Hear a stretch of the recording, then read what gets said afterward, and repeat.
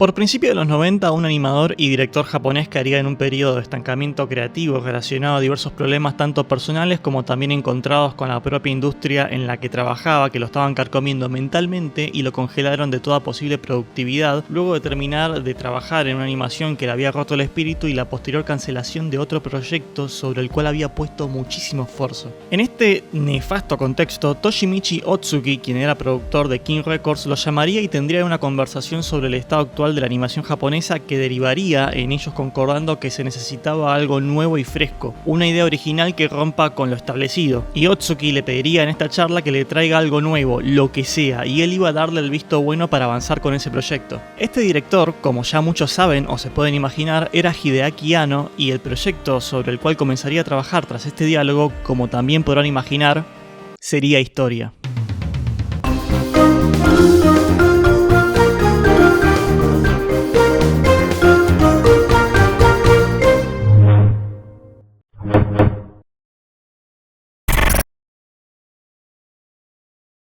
El 4 de octubre de 1995 se estrenaría entonces el primer episodio de Shin Seiki Evangelion, cuyo nombre sería adaptado entonces como Neon Genesis Evangelion. Pero antes que esto, tanto Gainax y Hideaki Anno pasarían por varios trabajos que formarían los cimientos reales que construirían el puente que traería el arribo del proyecto EVA. Desde ya muy pequeño, Hideaki Anno era todo lo que se pueden imaginar del estereotipo de un geek o un otaku. Era fan de tokusatsu, el manga, el anime y sobre todo series como Ultraman y Mobile Suit Gundam, siendo Ultraman el producto que más impactó en toda su vida e influenciaría su carrera como un todo. Si bien de joven invertiría gran parte de su tiempo en hacer bosquejos de animaciones y filmar diversos cortos por encima de todo lo estrictamente académico, esto no lo frenó en 1980 de anotarse en la Universidad de Artes de Osaka, donde también conocería a Hiroyuki Yamaga y Takami Akai, con quienes también, 4 años después, fundaría cierto estudio de animación cuyo nombre quizá les suene. Durante este periodo, Ichiro Itano lo invitaría a trabajar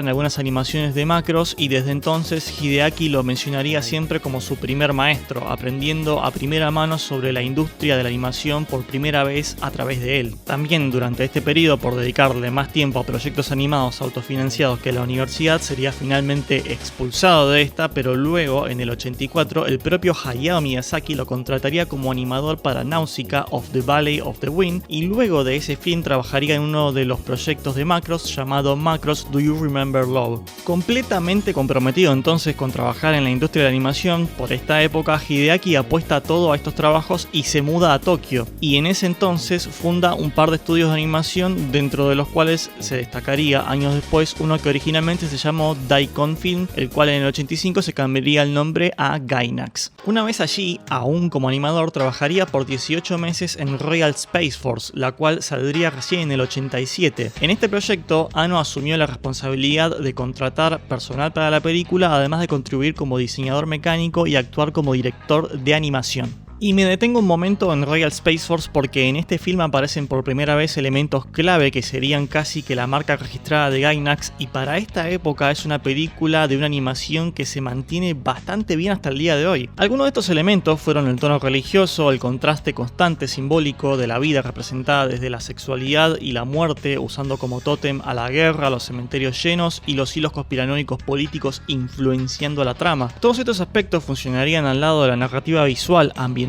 y abstracta de crítica a la condición humana, como los enlaces que luego formarían el ADN del propio Evangelion. Otra cosa destacable del primer film animado de Gainax es que el mundo como un todo se siente extremadamente vivo y con una historia completamente original, al lado de la construcción de espacios masivos que hablan muchísimo del lugar en el que se desenvuelve la trama, siendo enteramente enriquecido por los diferentes aspectos que ya mencionamos, que te dan ganas de conocer más de él. Y como comentario aparte, el propio Hideaki Anno señala que esta pieza fue el cenit de todo lo que logró él como animador. Después del lanzamiento de Wings of Honeamise Royal Space Force, Anno se distanció ligeramente de Gainax y trabajó más estrechamente con Estudio Graviton, ya que este requería más de su atención debido al creciente número de animadores que se estaban uniendo a sus filas. Pero un día,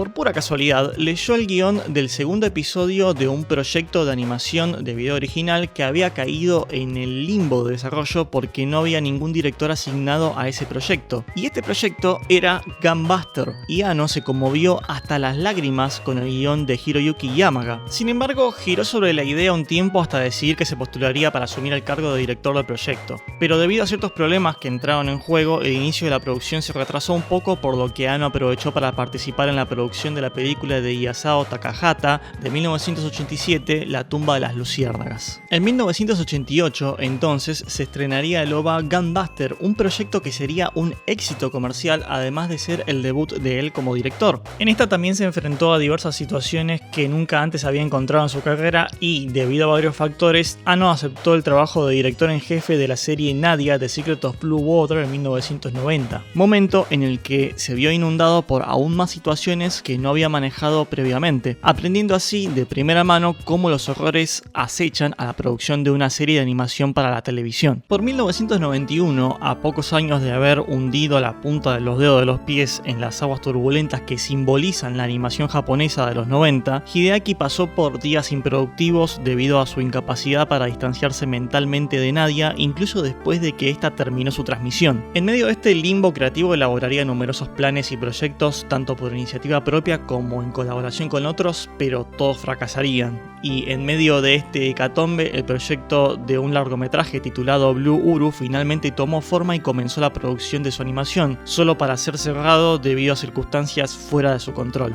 Y tras este cierre a mano forzada, los días en los que el joven director hacía girar las ruedas de sus proyectos animados con esfuerzos desperdiciados llegaron a su fin. En esta época decidió distenderse con pasatiempos como el buceo o el esquí tras esta frustración constante que había plagado su carrera en los últimos años. Y esta historia nos lleva a la anécdota del comienzo del video, que empezaría todo y daría comienzo a una de las series de animación japonesa más famosas de todos los tiempos.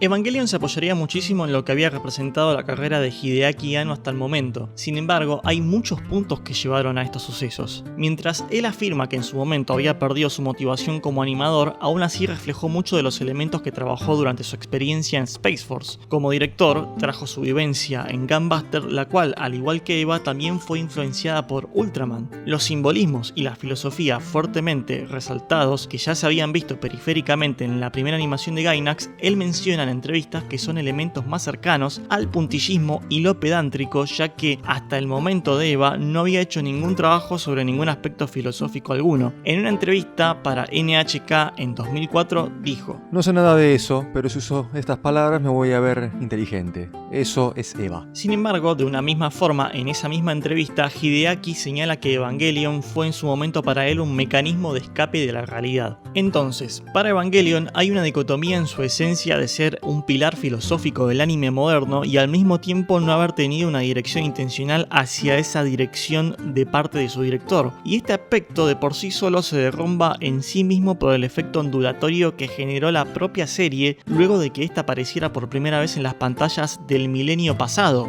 además de diferentes aspectos que la componen, además del filosófico religioso. Quizá podríamos decir que Anno estaba siendo dismisivo, modesto o aplica la regla lynchiana de hacer que el propio espectador sea el detective de lo que realmente está pasando detrás de la cortina de los eventos de la trama, en vez de que el propio creador te ayude y te muestre para dónde mirar.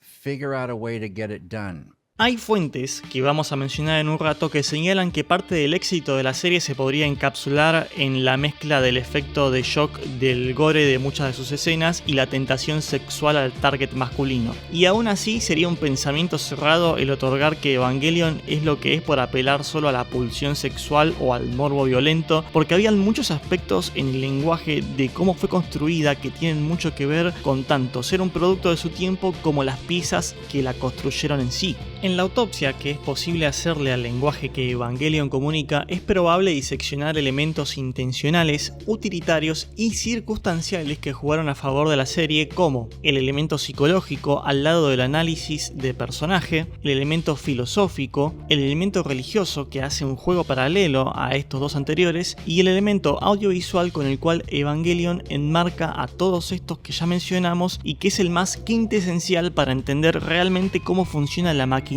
de la serie. Este último es sobre el que nos vamos a apoyar más fuertemente para hacer este análisis. Habiendo dicho todo esto, entonces, ¿qué hace especial a Evangelion? Teniendo en cuenta los pilares que acabamos de separar, podríamos juntar como un todo el hecho de que ejerce presión sobre los elementos que conforman la condición humana. La religión, por mencionar uno de ellos, en el inconsciente colectivo precede a la filosofía y a la psicología, pero Eva usa estas tres intercaladas y entrelazadas entre sí para crear su universo. Eso es lo que la hace especial. Pero si nos alejamos a un plano completamente periférico, lo que hace especial a Evangelion, o mejor dicho, las causas por las que tuvo tanto éxito son varias en realidad, y funcionaron en resonancia con el espíritu de los tiempos en que esta serie estaba saliendo en las pantallas. Por un lado, la guía no oficial de Evangelion señala que el éxito de esta serie funcionó por su enfoque al target demográfico del otaku incel de finales de los 90, apelando al deseo sexual de este por su diverso cast femenino donde hay diferentes tipos de mujeres de diferentes edades y personalidades. Esta afirmación la confronta con el hecho de que los personajes principales femeninos de la serie terminaron siendo para la época más reverberantes que el propio personaje principal y el diseño innovador de los mechas, el cual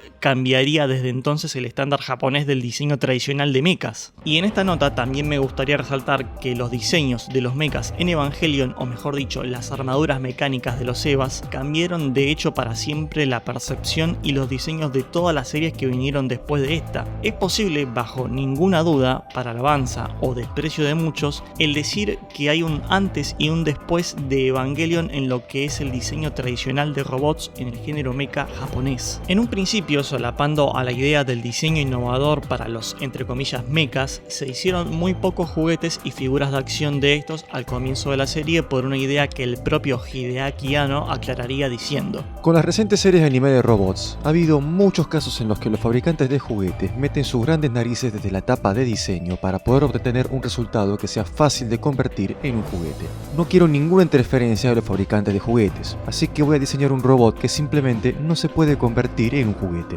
Nota del autor, basadísimo.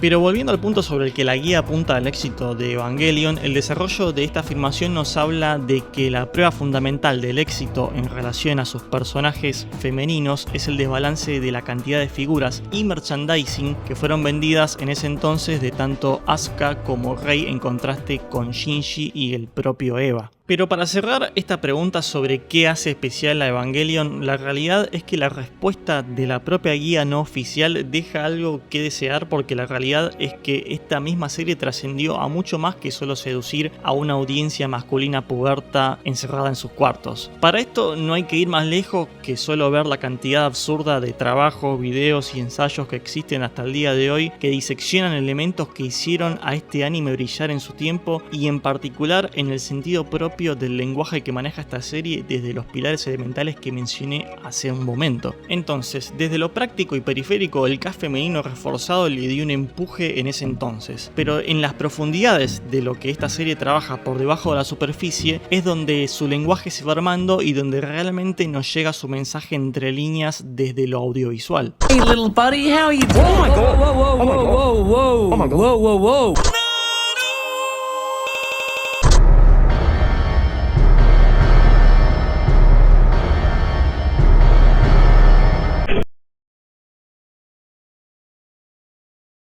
La segunda mitad de los 90 fue una etapa rara e irrepetible. Por este periodo existían muchos factores que estaban formando parte del pensamiento de las personas en ese momento, y la competencia digital y tecnológica estaban en una carrera que cada año parecía acelerar más, y sobre todo había un sentimiento del fin de las cosas tras cerrarse un milenio y empezar el otro. En esta época tampoco era ajeno al pensamiento de las personas la idea de conspiraciones o elementos ocultos en el gobierno que manejaban los hilos del mundo. La propia realidad seriedad y el misticismo percibido por las personas estaban en cada pantalla. Series como Los Expedientes X estaban en su cenit y la idea de un mundo paralelo, extraño, espiritual, oscuro y esotérico estaba más o menos percibido en la cabeza de gran parte de la población del mundo tras también la popularidad de series como Twin Peaks. Sin embargo, la fuente más citada como influencia para el canvas sobre el que pintaría su relato Evangelion sería la novela de Ryu Murakami Ai Togenso no Fashimu, que sería traducible como Fascismo del amor y la fantasía. Esta obra trata sobre una sociedad llamada la Hunting Company que rechaza toda democracia y la ve como un estado débil de la sociedad mientras conspira constantemente para instaurar un régimen fascista por medios de conspiración, terrorismo y violencia. La Hunting Company es liderada por el cazador Toshi Suzuhara y representada por Kensuke Aida, con el alias de Zero. Y como pueden imaginar, ambos nombres fueron tomados por Evangelion para los compañeros de Shinji en su colegio. Sin embargo, estas no fueron las únicas prestaciones que Eva hizo a esta novela, habiendo varios nombres sacados de personajes de esta novela, como el de Shiro Tokita también. Este relato también presenta temas como el de superar las limitaciones impuestas por tu padre y hace una crítica al Estado japonés en su estado sumiso a los Estados Unidos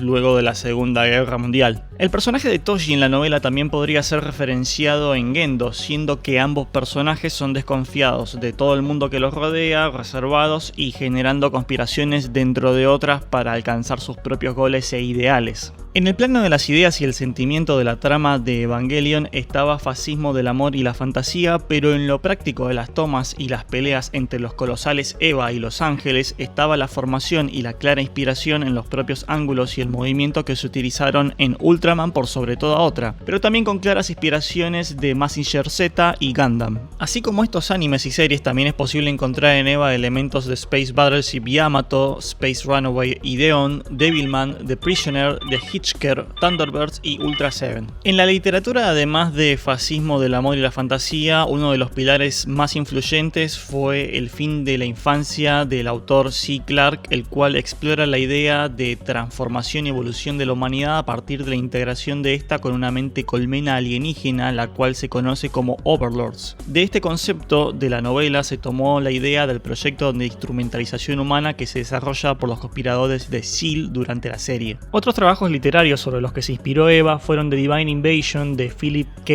Dick, el cual mezcla elementos sci-fi con el gnosticismo, y The Andromeda Strain de Michael Crichton, el cual relata la lucha de la humanidad contra un microorganismo alienígena, sobre el que se basó sobre todo el episodio 13, donde la computadora central de NERV, Magai, es infectada por un ángel el cual va consumiéndola como un virus. Pero volviendo un poco a lo antes dicho, el sentimiento de los 90 no era solo el advenimiento de un posible apocalipsis y el caos tecnológico, sino también el sobrepasar y girar alrededor de limitaciones de los propios hardware de la época para alcanzar diversas metas específicas. Los controles tanque de juegos como Resident Evil, que armaron la receta del éxito a muchos clones de este porvenir, fueron un ejemplo de ese espíritu de avanzar más allá de las limitaciones, así también como la propia niebla del más famoso de sus hijos, Silent Hill. En el plano de la animación japonesa de los 90 había una cantidad enorme de horas de trabajo y limitaciones de la animación que ya no existen para los estándares que se manejan hoy, siendo mayormente en ese momento la labor de los animadores trabajada desde el dibujo a mano. Hasta el momento de la salida de Eva, la propia digitalización de las imágenes era más rara que común en ese entonces. De esta limitación, Evangelion se apoyó mucho en un tipo de relato que mantuvo durante gran parte de las series, donde la primera mitad del capítulo estaba mayormente compuesto de imágenes estáticas y una animación muy mínima que daba lugar más al trabajo del sonido y de los actores de voz para dar un contexto y vida a esa imagen estática. La segunda parte de cada capítulo estaba por lo general compuesta de las peleas, donde ahí sí se ponía la carne al asador de las posibilidades y el talento de Gainax. El cambio entonces se hacía de una animación más fluida y un trabajo sonoro que acompañó la tensión de la escena hasta los más comunes que raros cliffhangers, pensados para justamente enganchar al espectador a prender el televisor la semana siguiente para continuar la historia. Entonces Evangelion, con este manejo del relato en relación a las limitaciones de la animación, preparaba el escenario nos mostraba cómo era el mundo post-apocalíptico en el que viven los personajes y en los minutos finales explotaba con escenas de acción y brutalidad que sacudían al espectador a esperar esa acción en cada capítulo. Como si fuera que cada episodio se trataba de preparar los mecanismos que iban a obrar en la bomba que iba a explotar sobre el final de este, pero con el ingrediente secreto lynchiano de no solo desarrollar a los personajes al estilo novelesco donde aprendemos sobre sus vidas, sino también el darnos información sobre cómo funcionan las conspiraciones y lo que realmente pasa en el mundo en migajas muy mínimas o casi nulas en cada evento. Esto con la idea de que el espectador sea el propio detective de la trama hasta que comprenda qué es lo que realmente está pasando detrás de la cortina. What do you have there? Neon Genesis Eve.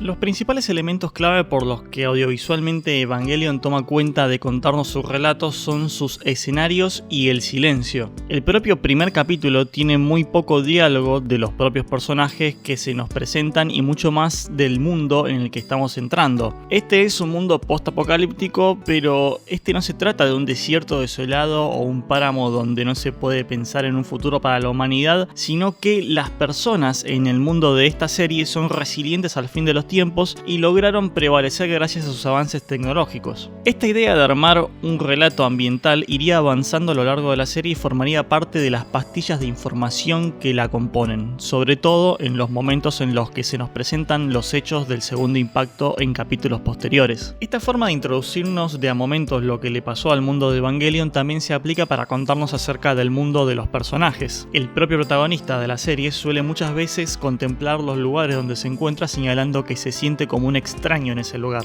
mayormente en la forma de decirnos que los techos no le son familiares. Esta es una pista sobre el trasfondo del adolescente y otros bloques que componen la construcción del personaje que el anime va haciendo durante cada capítulo. Otro, por ejemplo, son también las expresiones que este hace. A Shinji le cuesta terriblemente expresar sus emociones de forma activa, mostrándose dubitativo muchas veces a la hora de confrontar a su padre, pero en el primer capítulo se nos comunica todo lo que necesitamos saber de entrada sobre la relación del protagonista con su padre, en la forma en que Gendo ve a su hijo desde arriba como si fuera una cosa o casi con desprecio, mientras que Shinji aparta la mirada y evita tener contacto visual con su padre. Sin sobreexponer demasiado o explicarnos cuál es la relación de ellos, ya desde el primer capítulo sabemos que no solo están en términos terribles el uno con el otro, sino que a nosotros como espectadores se nos tienta con la idea de desenmascarar cuál es el drama familiar que los dejó así. Y esta es una de las claves con las que también Evangelion usa la interacción entre personajes al lado del simbolismo psicológico que representa el desafío a la figura paterna desde un adolescente. Esto también se analizó previamente en paralelo a señalar el complejo de Edipo en Shinji, representado por su desprecio al padre y atracción por Rei, quien es un clon de la madre, pero hay capas mucho más complejas que conforman al protagonista de la serie. Los escenarios y las pausas no son los elementos únicos audiovisuales que conforman el relato de Eva, sino también la asincronicidad, y esto es posible verlo en su plenitud en los dos primeros capítulos, donde la acción de la pelea se corta por completo en el primero y saltamos a Shinji en la enfermería de NERV. El juego del tiempo y el espacio es fundamental para contar qué es lo que pasó, pero también como un reflejo de la psiquis de los personajes y sobre todo los traumas que acechan a cada uno de estos. Si volvemos sobre el silencio y los escenarios contando una historia sobre el mundo y armando a los personajes, en gran parte de la serie, pero sobre todo en los primeros capítulos, se refleja el estado mental de Shinji en cada encuadre de las escenas donde este está teniendo una emoción fuerte. En el primer capítulo, por ejemplo, cuando Misato está llevando al protagonista a los cuarteles de NERV, hay varios momentos específicos donde el encuadre de la cámara está hecho para proyectar lo que Shinji está sintiendo en ese momento. En esos marcos vemos a Katsuragi ocupando mucha más porción de la pantalla que el chico y vemos al propio protagonista pareciendo mucho más pequeño en la imagen que la mujer que acaba de aparecer, comunicando que él se siente intimidado pero al mismo tiempo atraído por Misato, la cual no casualmente ocuparía un pseudo lugar de madre sustituta de él a lo largo de la serie. Pero esta técnica no está solamente implementada para comunicar la sexualidad del protagonista, sino también otro tipo de sentimientos que éste esté ocupando en el momento. Y a esto se le saca más brillo particularmente en el episodio 4, donde Shinji se siente solo y está en conflicto con la idea de volver a pilotear a Eva. En este, cada escenario se presenta cuasi estático y se nos muestra al chico desde todos los ángulos experimentando una emoción intensa que hace que él se vea pequeño ante la inmensidad del mundo que lo rodea. El hacerlo ver más chico que su entorno es una una forma visual de hacernos sentir a los espectadores que el mundo es enorme y abrumador para Shinji, como si cada paisaje en el que está le pesara mucho o pareciera como si fuera a comérselo por completo. También representando el peso de la responsabilidad que él tiene, pero que no siente autoimpuesta sino ejercida sobre él. Este mismo capítulo tiene tanta emoción cargada en el personaje de Shinji y su entorno que no solo se nos comunica lo que está sintiendo sin darnos alguna exposición explícita del personaje, sino que también sentimos al mundo vivo alrededor de él y se nos proyecta que todo continúa sin tener ninguna reflexión sobre lo que le esté pasando o no al protagonista. Pero acabamos de dar un montón de vueltas alrededor de la idea de Shinji emocionalmente y sobre cómo se comporta al principio y mayormente durante toda la serie, sin dar un contexto de también lo contrastante que era la idea de esta clase de personaje principal para una serie de mechas en el momento que estaba saliendo Evangelion. Y esto va de la mano con que, si bien este no fue ni el primer ni el último adolescente o joven en subirse a un mecha, y ya hubo muchos en el pasado que lo hicieron antes que él dentro y fuera de los proyectos de Gainax, la subversión que estaba trayendo Shinji como contraste de la idea establecida de lo que debía ser un protagonista de shonen o de una serie de mecha venía por la idea de que este no era extrovertido ni vivía por sus sentimientos, sino que no solo no sabe expresarlos y sus propias emociones lo inundan. Como ya mencionamos, la serie deconstruye el género mecha desde el diseño de los Evas, pero también lo hace desde centrar la trama en personajes atípicos como su propio protagonista. Esta revolución no solo estaba dentro del storytelling de la serie y sus personajes, sino por medio de estos mismos componentes dentro del propio género donde ésta estaba desarrollando su historia. Sumado a este contraste con lo establecido en el género que trae el carácter de Shinji por detrás de la cortina de lo que pasa en Evangelion, es muy interesante el notar siempre una oposición de dos hechos fundamentales que se ponen en juego durante toda la trama, como el exponer muy poco de esta en cada capítulo y generarle más preguntas que certezas sobre el mundo al espectador en un doble juego de comunicar mucho diciendo poco y de hablar por medio de mensajes sutiles al mismo tiempo. Un ejemplo clave de esto es el propio segundo impacto. Al adentrarnos de a poco en la serie como espectadores sabemos realmente muy poco de qué pasó en esta catástrofe y lo poco que sabemos se comunica a través de elementos muy finos como escenas donde los chicos están teniendo una clase en la que de fondo se menciona algún elemento del segundo impacto, o en el capítulo 8 donde se presenta a Asuka en la trama, donde podemos ver las ruinas de la antigua Tokio sumergidas en el océano por causa del efecto del propio segundo impacto. La profundidad simbólica de Evangelion sin embargo no se refleja demasiado en la primera mitad, pero a medida que avanza la serie te inundan la cara con ella. En escenas aisladas en la primera mitad sí nos dan la pista sobre los proyectos y cover-ups del gobierno en relación a los EVA, NERV, SEAL y el proyecto de instrumentalización humana. En la serie siempre hay dos caras de la moneda puestas en juego en todo momento. Así como siempre se trabaja el decir mucho con poco, también hay otros aspectos duales que funcionan como el alma de la serie. Desde lo psicológico tenemos la intervención constante del Eros y el Thanatos como el impulso de la vida y de la muerte representados constantemente por las experiencias sexuales de los personajes y por el miedo a la muerte reflejado en el apocalipsis que siempre está a la vuelta de la esquina en este mundo. Pero aún dentro de este marco es interesante que también de forma gráfica y sutil se trabaja una diferencia importante entre la interpretación del mundo y los deseos de cada personaje en relación a los eventos que estos presenciaron. La generación de Gendo vivió a través del segundo impacto y tiene una visión y planes en cuanto al futuro y la vida muy diferente a la generación de Misato, Kaishi y Ritsuko, quienes eran niños cuando el segundo impacto ocurrió, y todo esto también contrasta con las experiencias de los adolescentes protagonistas, quienes no presenciaron ningún evento apocalíptico sino que viven su día a día con una noción de la vida en una metrópoli post-apocalíptica constantemente acechada por monstruos gigantes como normalidad. El valor de la vida, el amor, la compañía, lo constante y lo efímero tiene un significado diferente para cada generación dentro de lo generalista y mucho más profundo dentro de lo puntual en la construcción del trauma de cada personaje. De esta forma también el trayecto emocional de cada personaje está entretejido con la forja del mundo, la trama, la narrativa ambiental y las ambiciones que mueven a cada jugador en la trama. Y en esta nota hay más dualidades con las que trabaja su lenguaje Evangelion, y esto es que en la serie hay una trama técnica que funciona dentro de lo práctico y la acción de exponer algo específico del mundo, y una trama emocional sobre la que están transitando los personajes y está relacionada a ese aspecto técnico. Para dar un ejemplo claro sobre esto tenemos de vuelta al segundo impacto. Dijimos que durante la primera mitad de la serie conocemos sobre este en pequeños aspectos del mundo sobre el que vagamente se habla sobre una catástrofe que elevó el caudal de agua de los mares, pero todo cambia ni bien entramos al episodio 12. En este capítulo aprendemos por primera vez lo que pasó 15 años antes de los eventos de la serie, en el segundo impacto, en un flashback de Misato en el que en pocos minutos se nos muestra al padre de ella poniéndola en resguardo en una cápsula antes de que el continente antártico sea obliterado por el ataque del primer ángel. Entonces, de esta forma, en pocos minutos aprendemos qué pasó en el misterioso segundo impacto a través de la trama emocional de la propia Misato, la cual en este mismo episodio sería desarrollada más en detalle, dando el contexto sobre qué es lo que impulsa a la comandante a la pelea contra los ángeles y hasta qué punto ella está dispuesta a ir para destruirlos y vengarse. Lo interesante también es que hasta ahora Katsuragi era el tótem de madre de Shinji, un interés sexual y un compás moral para los protagonistas, pero en este episodio la vemos desarrollada como persona y más en profundidad por primera vez y comprendemos qué es lo que la motiva en esta charla híbrida entre la trama técnica y la emocional de la serie. No es aleatorio también que en este capítulo Shinji se hace diferentes preguntas sobre el propósito de la misión en general de NERV, preguntándole a sus compañeras por qué se suben a los EVAs y luego a Misato por qué está ella en NERV,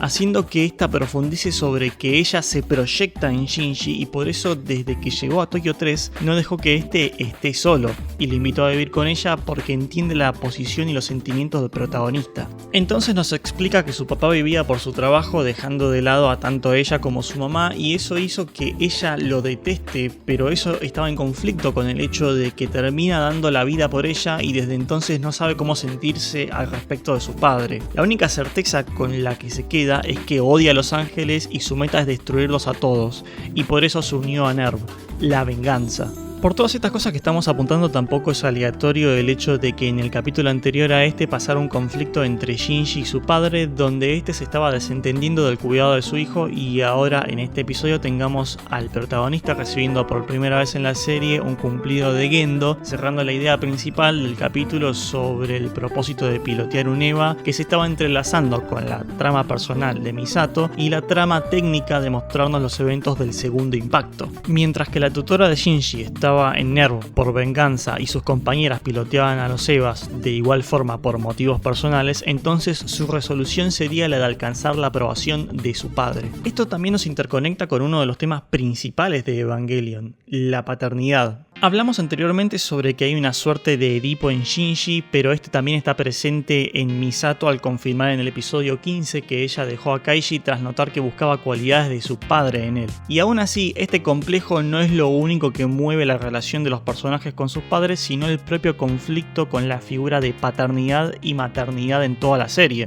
lo cual es un axis que empuja las motivaciones de casi la mitad del cast. La realidad de los padres disfuncionales de la serie está relacionada con la verdad de que gran parte de estos son padres que vivieron un apocalipsis y conviven con una sociedad que prevalece a pesar de haberse ido el mundo al demonio. Esto al mismo tiempo de que intentan evitar un cataclismo nuevo o generan planes a partir de descubrir la realidad del mundo y la existencia humana que se desdobla a lo largo del anime. Ejemplos de esta decadencia de la función de los padres afloran a lo largo de Evangelion, como lo es el caso de la madre de Asuka o más particularmente el caso de la madre de Ritsuko. En el episodio 13, luego de darle lugar a la historia de Misato, le tocaría el escenario a la líder científica de NERV, donde aprendemos sobre su pasada relación con su madre, el hecho de que fue amante de Gendo y la forma en la que ésta hereda y detesta las cualidades de ella. Mucho de lo que vemos en Eva en este aspecto juega mucho con la herencia del trauma transgeneracional que recibieron muchos de los personajes. Para el caso de Misato, el faltarle la figura paterna pero al mismo tiempo ver que este se sacrifica por ella, y para el caso de Ritsuko, el ser la amante de un hombre que nunca la va a corresponder. Esto particularmente deja en la mesa una de las más grandes preguntas que hace Evangelion a la audiencia y que también internamente se hacen los personajes a ellos mismos. ¿Cuánto dice tu relación con tu padre sobre vos mismo? Los traumas no paran de orbitar alrededor de la idea de la paternidad en un mundo que lucha por seguir existiendo y un mañana inseguro para la existencia de la humanidad, pero también son otras dos caras que viven entrelazadas y en un constante juego. Pero creo que lo primordial a sacar en limpio en todo esto es que el mundo de Evangelion trata de dar la ilusión de normalidad y se pone la máscara de lo cotidiano, pero en realidad está roto y es nihilista en esencia. Para reforzar aún más la idea de que uno de los los axiomas más fundamentales de esta serie es el expresarse a través de la dualidad, no hay que ir más lejos que ver el aspecto tecnológico por el que las personas viven en su mundo. Desde lo superficial, tanto los EVAs como las propias computadoras de NERV parecen ser elementos puramente mecánicos, pero a medida que aprendemos más sobre estos, se nos revela que en realidad no son entidades puramente mecánicas, sino que funcionan en sincronía con elementos biológicos, lo cual es interesante viendo que la humanidad, al menos post segundo impacto, vive en una realidad tecnológica biomecánica.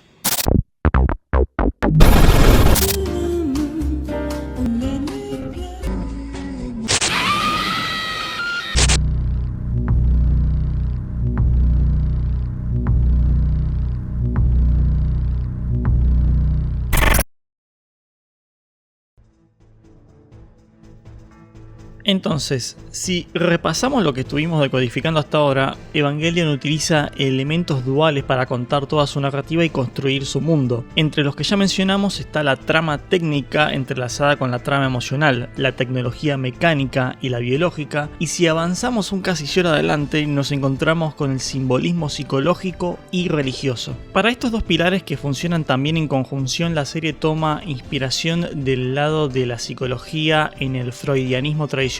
y también en la psicología junguiana. Al mismo tiempo, estas dos se entrecruzan cada tanto con el código religioso que se encuentra inundado por toda la serie, el cual toma referencias principales del gnosticismo, el Kabbalah y la tradición judeocristiana en general. Para comprender uno de los nudos que funcionan entre la psicología y la religión en Evangelion, uno de los puntos claves a los cuales deberíamos remitirnos es el trabajo de C.G. Jung y particularmente al conjunto de obras titulado Arquetipos y el inconsciente colectivo. Esta obra trabaja un extenso número de temas, pero para los propósitos de este video quiero frenarme en algunos que creo que son bastante relevantes para todo el arco narrativo de Eva. En este libro Jung comienza relatando que antes que la psicología moderna existiera y funcionara como un estudio del inconsciente de las personas, antes de la ciencia concreta, las personas tenían diferentes traumatologías y todo esto era ocupado por el espectro del rito. Los primeros ritos religiosos de la humanidad que conectaban a los seres humanos primitivos con la divinidad funcionaban como una brújula moral de las personas, pero al mismo tiempo de conexión de estas con un tipo de pensamiento colectivo, el cual Jung desarrolla como inconsciente y el cual fue mayormente desarrollado en Occidente por el dogma cristiano.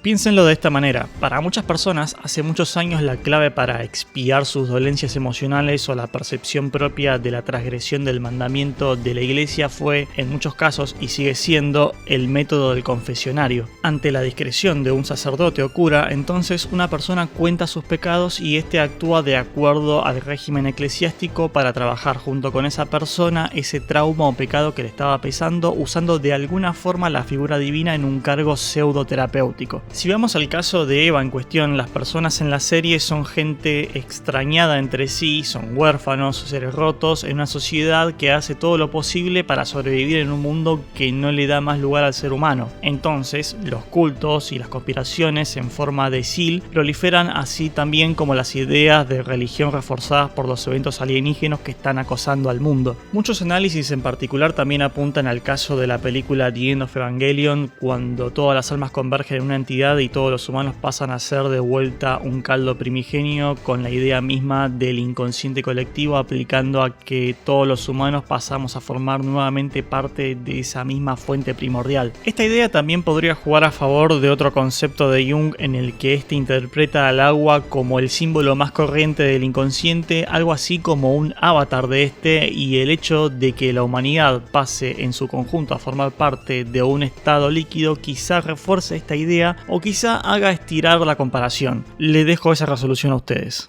Sin embargo, otro de los puntos que hace Jung en este libro, en el que me gustaría detenerme también, es el del ánima. Cuando el psicólogo comienza a desdoblar la idea de ánima, primero se remite a la palabra alemana para alma, Seele, nombre no casualmente usado en la serie para nombrar al cabal de conspiradores cultistas que planean el proyecto de instrumentalización humana. Jung aquí menciona que el significado primordial gótico del que deriva la palabra Seele es el de agitado o móvil, para no marearlos con conceptos que en su mayoría casi casi ni se mencionan en las carreras tradicionales de psicología, desde este punto Jung desarrolla al ánima como la idea de vida y movimiento. Mientras que muchas religiones apuntan al alma como nuestra esencia inmortal que persiste luego de morir, el alma, desde la visión del concepto de ánima, es la esencia de movimiento. El psicólogo llega a llamarlo fuego de la vida, y aquí quiero volver a Evangelion y sobre todo a una de las primeras cosas que se ven a la hora de empezar un nuevo capítulo.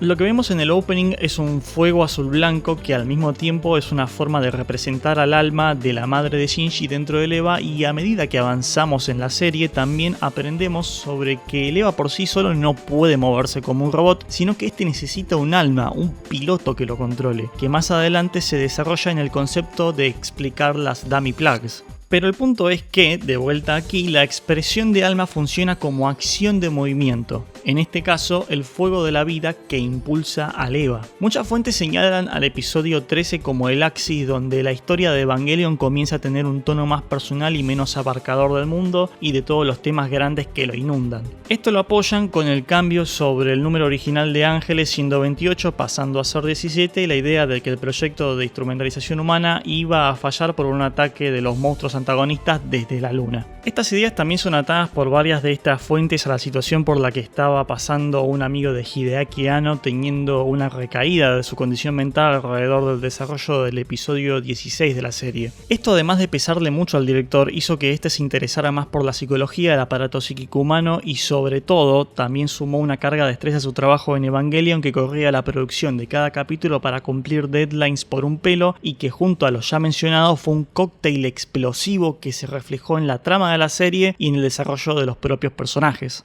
El episodio 15 comienza contándonos sutilmente la trama técnica de Gendo y Fuyutsuki viendo desde arriba los desastres del episodio anterior y relatando sus planes al mismo tiempo de haciéndonos saber que saben que hay un espía NERV y que no solo saben quién es, sino que lo estaban manipulando para lograr ellos mismos sus propios planes. Si bien Seal era un cabal conspiratorio, había otras células además de este grupo con su propia agenda y al mismo tiempo las cabezas de NERV estaban teniendo sus propios planes, conspiraciones dentro de conspiraciones en un mundo post-apocalíptico. Audiovisualmente es maravilloso cómo están manejadas las transiciones en este capítulo porque luego de esta charla vamos a planos mucho más grandes y abarcativos que se van acercando de a poco hasta introducirnos a la próxima escena con Kaishi diciéndonos a los espectadores entre líneas que él era el espía que estaba en NERV. De esta trama técnica hacemos una transición parecida pero hacia el colegio y a la trama emocional por la que estaban pasando los protagonistas. Asuka no casualmente estaba llamando a Kaishi y conectando la escena anterior con esta. Rei estaba meditabunda limpiando el salón de clases y Shinji contemplando a Rei con la idea de luego preguntarle por su padre porque el centro emocional de este capítulo iba a ser el visitar la tumba de su madre con Gendo.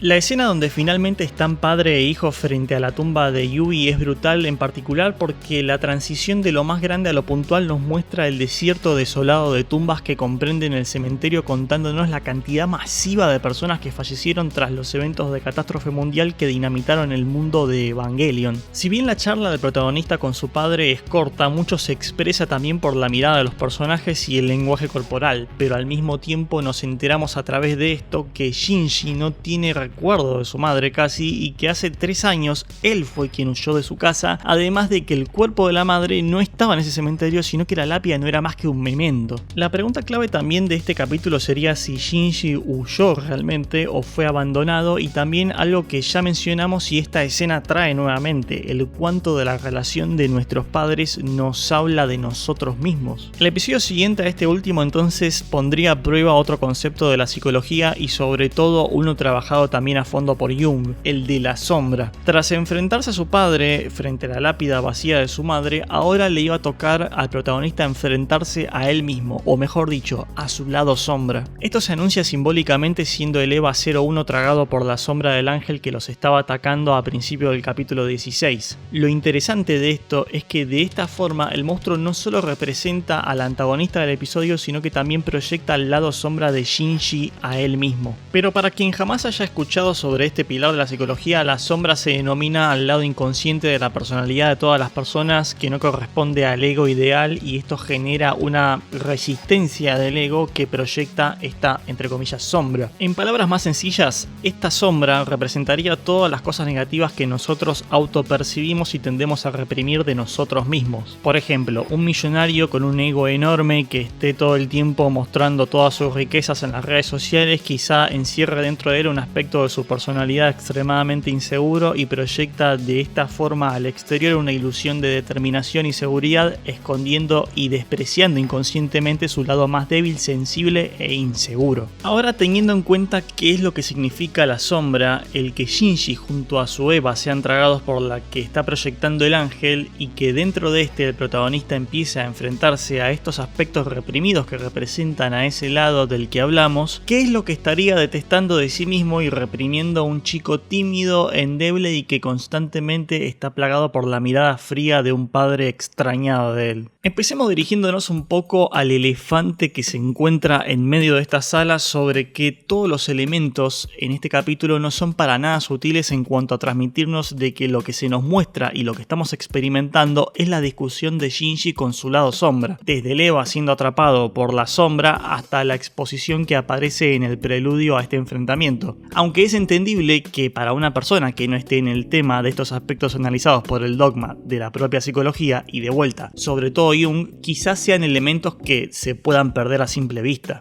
Hay un breve párrafo interesante en Los arquetipos y el inconsciente colectivo del trabajo del psicólogo que explica que si la discusión con la sombra es lo que hace que el aprendiz pase a ser un oficial, la discusión con el ánima es lo que hace que el oficial pase a ser un maestro. Si bien aquí hay un vaivén entre Shinji y su lado sombra, también tenemos posteriormente la intervención del espíritu de su madre, el ánima dentro del Eva, que termina sacándolo finalmente a este del interior del ángel. Entonces la progresión comienza con Shinji planteándose que dentro de cada persona existe otra y que hay una persona exterior que es la que ven los otros y una interior que es la que observa los actos de esta. Lo interesante es también que este concepto lo expande a la interpretación que el resto tiene de él, argumentando de que existe una percepción de lo que es su existencia más allá de su autointerpretación, pero desde la mente de las personas a su alrededor, haciendo el juego también filosófico de plantearse si él existe gracias a que es consciente o existe gracias a que el resto interpreta su existencia.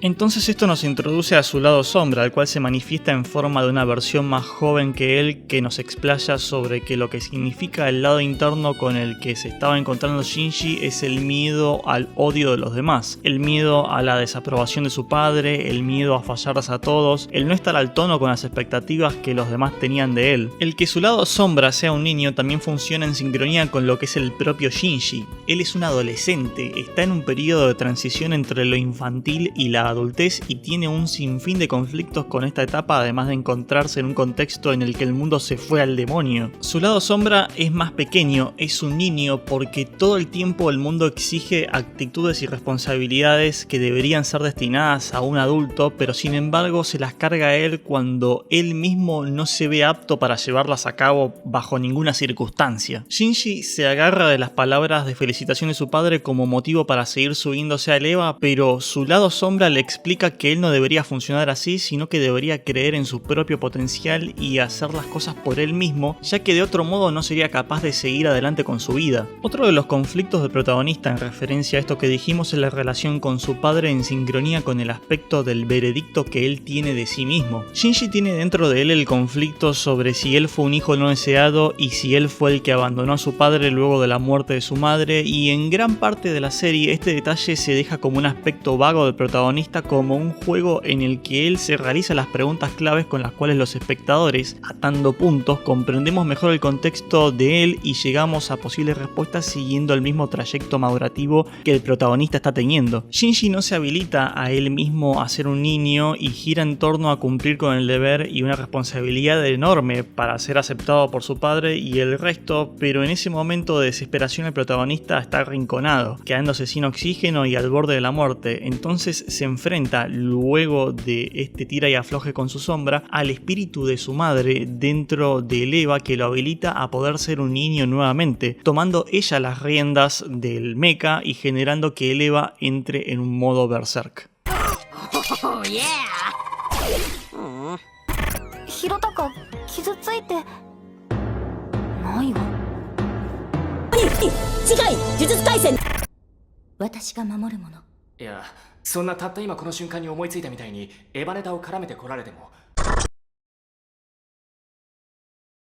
El episodio 17 se centra entonces en expandir sobre algunas cosas que ya nos eran familiares en la serie y cementar muchas otras. Por un lado se introducen las Dummy Plug y también se nos da la pista sobre lo que ya estábamos hablando anteriormente del anime, diciendo que el alma o el corazón de una persona no pueden ser digitalizados. Le hace, lo que mueve a los EVA no puede ser replicado por otra cosa que los propios pilotos. Esto se solapa con el tema central de este capítulo, que es la asignación de un nuevo piloto elegido, las pruebas fallidas con nuevos EVAs, y se hace nuevamente la narración ambiental de hacer un ping pong entre un escenario y otro, transicionando entre la charla de Ritsuko y Misato sobre un nuevo integrante que se uniría al trío principal, y los chicos en el colegio mostrándonos primero al colegio vacío con el sonido de las cigarras, también dándonos esa sensación temporal veraniega que se suele utilizar hasta el día de hoy en el anime, y luego acercándose a la escena sutilmente hasta donde están los protagonistas mostrando el cartel de clase y luego la escena en cuestión. Mientras el espectador se pregunta sobre el nuevo elegido, miramos en qué andan los chicos en el colegio. Este breve fragmento del episodio también nos comunica otras cosas. Quizá que los pilotos son casi que literalmente la personificación de la infantería, son carne de cañón, soldados que no están al tanto de pensamientos organizativos a gran escala hasta que ocurre el último momento de comunicárselos. Otra cosa interesante de cómo Evangelion comunica su narrativa a través de encuadres es que tras proponerle al espectador la incógnita sobre quién es el próximo piloto, responde esto de forma no directa. Esto significa que no recurre a la exposición de algún personaje contándonos a nosotros o a los pilotos quién es el nuevo integrante, sino haciendo foco en la segunda mitad del episodio a Toshi, con quien nos quedamos al terminal del episodio. Nadie dice explícitamente en el relato Toshi es el próximo, sino que aprendemos de esto solamente tras ver el foco que se le hace a este.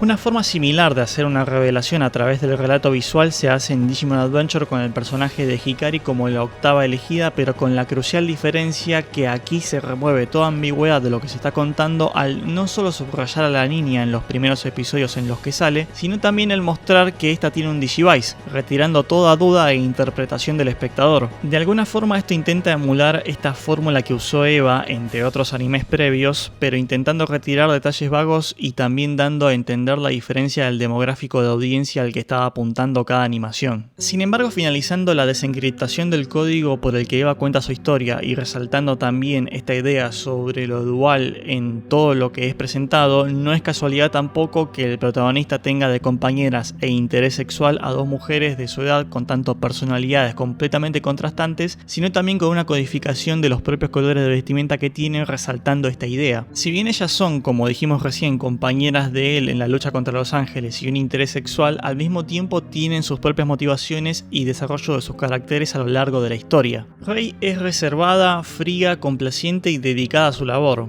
Pero esto no es todo lo que la caracteriza. Ella se preocupa por Shinji y este logra crecer en ella más allá de ser un clon de la madre del protagonista. Estos elementos también hacen que la adolescente se haga preguntas claves sobre su propio propósito de existir, aunque esto pasa más avanzada la serie, siendo Rei un personaje mayormente misterioso durante la mayoría de los episodios que componen al anime. A lo largo del pasar de Eva, ella pasa de ser una hoja en blanco a desarrollar sus propias motivaciones y terminar complotando contra los planes originales del propio Gendo, al cual admiraba en primer lugar. En el aftermath del propio episodio 6 podemos ver floreciendo los sentimientos de esta por Shinji, no solo preocupándose fieramente por este cuando es atrapado por el ángel, sino estando junto a él cuando este se encontraba en la enfermería. La expresión de sus sentimientos es sutil en el personaje dependiendo del trato y la persona presente, pero esto tampoco se aleja de lo que se encuentra pasando con Asuka. Al contrario de Rei, la segunda elegida tiene un comportamiento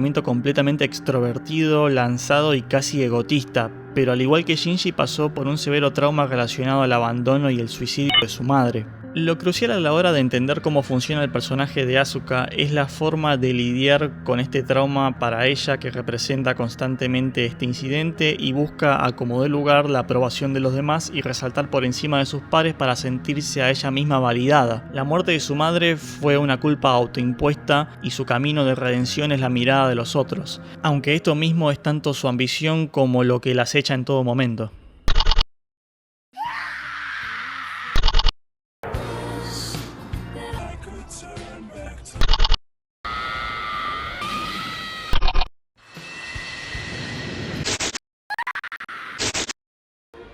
時の気持ちは本当。